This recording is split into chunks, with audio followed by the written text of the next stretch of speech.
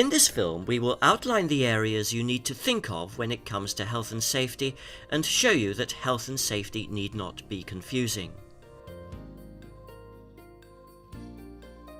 An introduction to health and safety. If you saw a child in any of these situations, would you stop them before anything happened? Yes, of course you would. Whether or not the child was anything to do with you, you wouldn't let them put themselves into a dangerous situation. This is the most important thing to remember when considering health and safety. Don't allow yourself to be put in a dangerous situation. When it comes to health and safety, you may only get one chance. Health and safety is not something to be scared of. It is not just a term thought up by employers to confuse workers. It is a government legislation that aims to ensure that the workforce is safe. There are guidelines that employers have to follow. However, it is also your responsibility.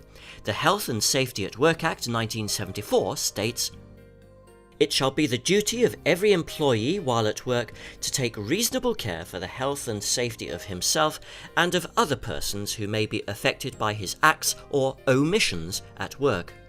This means that you have to think about health and safety and not just leave it to your designated health and safety officer. This film will give you a good understanding of the areas you have to consider when thinking about health and safety. These include fire safety, workplace safety, personal protective equipment, PPE, and control of substances hazardous to health, COSH.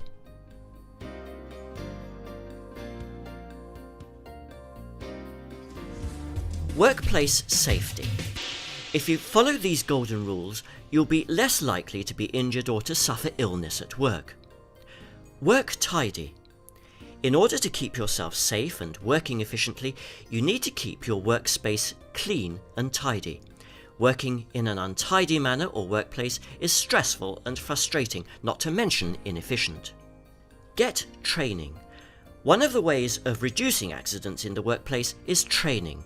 You will be instructed in the safe use of equipment, machinery, and safe working practices. Be familiar with your workplace.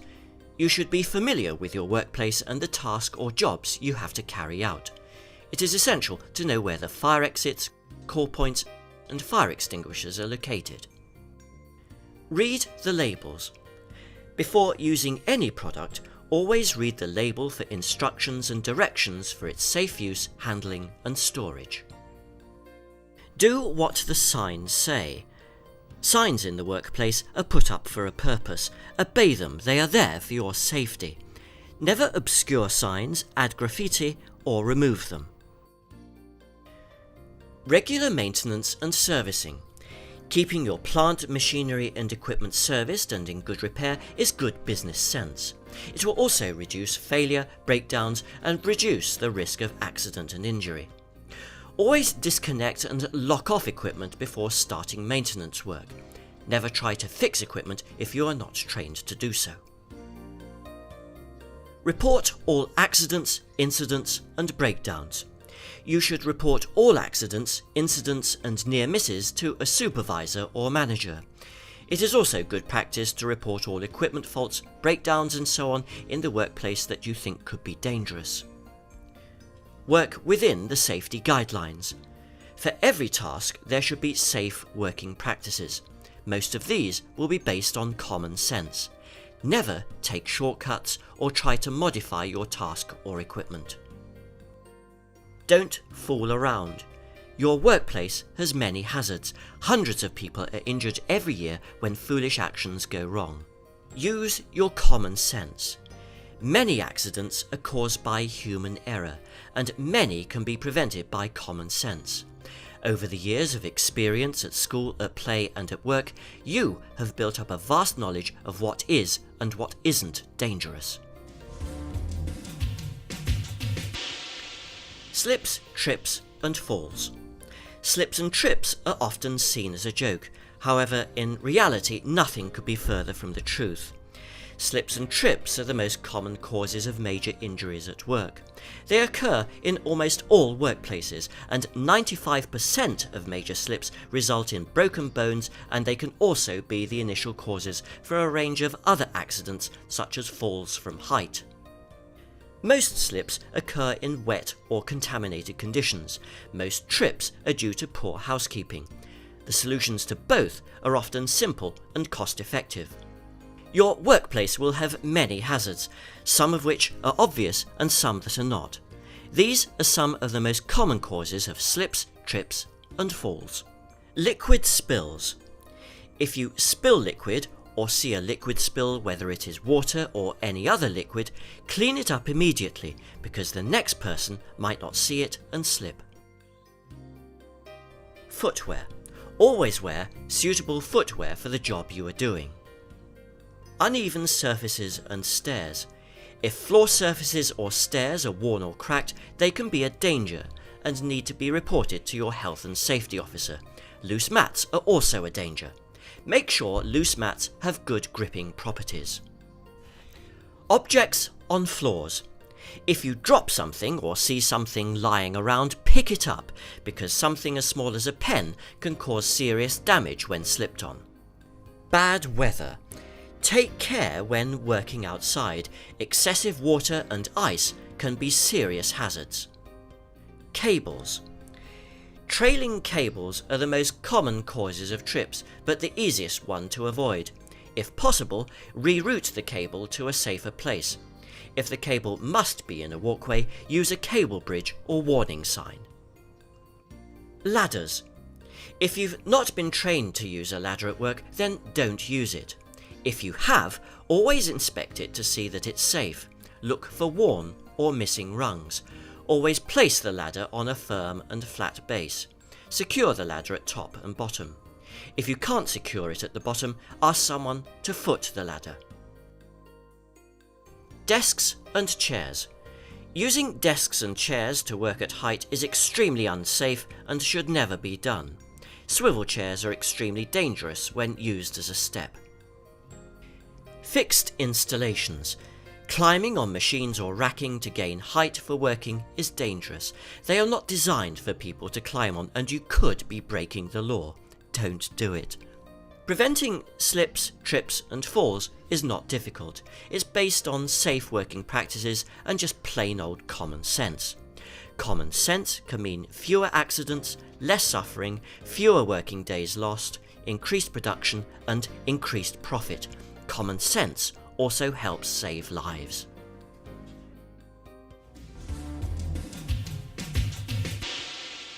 Manual handling.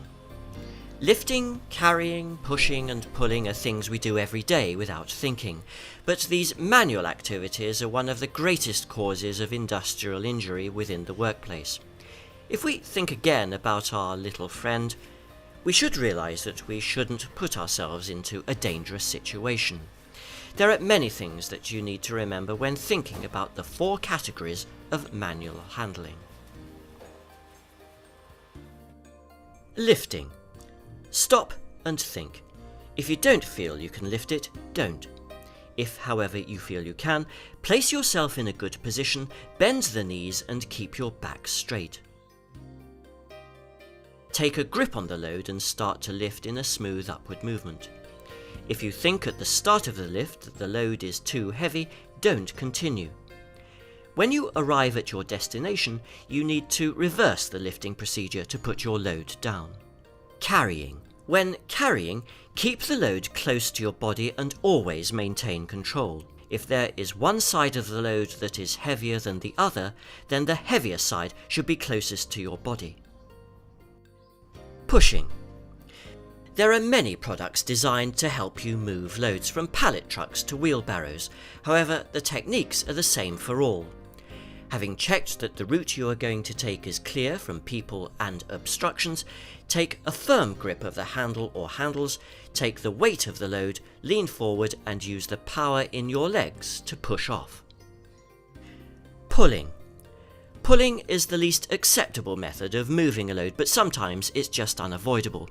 If you find that you have to pull a load, maintain a straight back, grip the trolley or truck firmly, take the weight and use the power from your legs to start the movement slowly, smoothly and in a controlled manner. To recap, always use the correct technique and remember manual handling is your last resort. Use a mechanical aid if you can. We will now move on to possibly the most important aspect of health and safety. Fire safety. Fire can have devastating effects. It kills, injures, destroys property and destroys business. Under the law, your employer has a duty to undergo a range of fire prevention and risk reduction procedures such as fire risk assessment, regular and adequate fire training of staff, safe and adequate means of escape, installation of fire safety equipment and fire emergency procedures. It can be reasonably easy to reduce the risk of a fire. Simple housekeeping seriously reduces the risk of a fire breaking out. It's usually when negligence takes place that fire hazards develop. The accumulation of rubbish is a potential fire hazard and is unnecessary. If you see a situation which you feel is a potential fire hazard, tell your supervisor or designated fire officer. When you start work either for a new company or in a new building, you must find out where the emergency exits are located and also where any fire extinguishers are positioned, and take notice of fire safety signs. You also need to know where your fire assembly point is. During a fire emergency, there are several important things that you need to do. Raise the alarm. Make sure the alarm has been raised. Don't assume that someone else has done it. Contact the emergency services. Some systems are linked directly to the fire brigade. If yours is not, call them as soon as it is safe. Evacuate the building. Only fight the fire if it is safe to do so. If it is safe, make sure you select the correct extinguisher. Red, water. For use with fires such as wood, textiles and paper, never on electrical fires. Black, CO2. Very good general purpose fire extinguisher, especially electrical fires. Blue, dry powder. Very good general purpose fire extinguisher, can however leave deep-seated fires to smoulder only to reignite later. Cream, foam. Suitable for most flammable liquid fires. If it is not safe to fight the fire, leave immediately. Don't stop to pick up any personal items and never return to a burning building. If you can, shut doors and windows in order to starve the fire from the oxygen it needs to spread.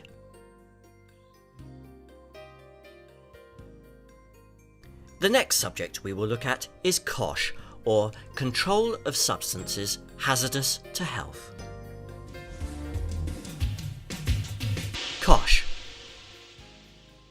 Hazardous substances in the workplace are a potential threat to our short and long-term health. Every year there are hundreds of serious accidents involving hazardous substances, and in some cases leading to long-term permanent injury or illness, and in some cases even death. What is a hazardous substance? Hazardous substances come in many different forms, such as liquids, solids, gases, powders, dusts, bacteria and viruses, and vapour and fumes. All of these are equally dangerous and can affect many parts of your body. They could affect your skin. Skin can be burned, develop rashes, or absorb substances. Heart. The heart can be damaged by a wide range of substances, such as metal fumes that could have been inhaled. Lungs. Many substances that can be inhaled will damage your lungs. Kidneys. A lot of substances that get into your body will be filtered through your kidneys. During that process you can suffer damage to these vital organs. Nervous system. Your nervous system is vital for your survival. Hazardous substances can have a deadly effect. As an employee, you must follow the safe working practices laid down by your employer. It is also up to your employer to make sure that if your job requires it, you have relevant training and instruction. The most important thing for you to remember whilst thinking about COSH is your personal protection. If a job is a risk to your health, then you must make sure that these risks are monitored by competent staff. You must also be provided with and wear the correct personal protective equipment, PPE. This is our next subject. PPE. The Personal Protective Equipment at Work Regulations 1992 states that every employer shall ensure that suitable personal protective equipment is provided to his employees who may be exposed to a risk to their health and safety. PPE is available to protect all parts of your body, including your eyes, ears, and respiratory system. The selection of PPE should be appropriate to the task and hazards it may present. The following criteria should be taken into consideration when choosing PPE for a particular job. The protective equipment should be suitable for the job, and it should give the user the right level of protection. It should take into account the needs of the user, that is, consideration to comfort and movement, and it should also be used and designed for the type of hazard that you're working with. As well as this, PPE needs to conform to British standards, taking into account specific regulations and specific job requirements. There is personal protective equipment to cover every part of the body. Head, hard hats and hairnets. Eyes, goggles, safety glasses or full face protection such as welding masks. Noise and your hearing, ear defenders or earplugs. Inhalation of fumes, dust masks, breathing apparatus and full face shields. Hands and arms, gloves, gauntlets, chainmail gloves. Upper body, high visibility jackets, overalls, thermal clothing, harnesses. Lower body, protective trousers, knee pads. Footwear, strengthened toe caps, slip-resistant soles. Specialist disposable gear. Certain PPE is meant as single wear only or disposable after use. It is vital that these types of PPE are only used once. They may present a contamination risk to you or other people if reused. Use it and dispose of it properly. Electrical safety. Electricity is one of the most dangerous things that you will come into contact with in your working life, but something most people use every day. There are certain do's and don'ts when you work with electricity. Report any faults immediately to your supervisor. Only work with properly connected and tested equipment. Pay attention to all safety signs. Ensure that any equipment you use is properly maintained. Inspect any electrical equipment, cables and connections before switching on. Only use CO2 fire extinguishers when fighting electrical fires. Don't overload circuits and sockets. Never work with poorly maintained or faulty equipment. Don't use electrical equipment in damp or wet conditions. Don't work on any equipment that you have not been trained on. Don't make your own repairs, leave them to qualified electricians. That brings us to the end of the basics of health and safety. I hope we have proved that health and safety is not something that you need to be scared of, and thinking simply about a situation often shows us what we need to know.